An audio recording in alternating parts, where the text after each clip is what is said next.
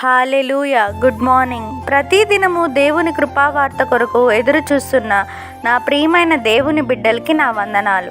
ఈ దినము పరిశుద్ధాత్మ దేవుడు జీవగ్రంథంలో నుండి మన కొరకు ఇచ్చిన వాగ్దానం లూకా సువార్త 10వ అధ్యాయం 20వ వచనం.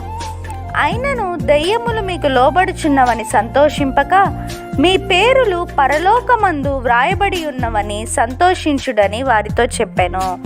Amen. Verse of the day, Luke chapter 10 verse 20. Nevertheless, do not rejoice in this, that the spirits are subject to you, but rejoice that your names are written in heaven. Amen.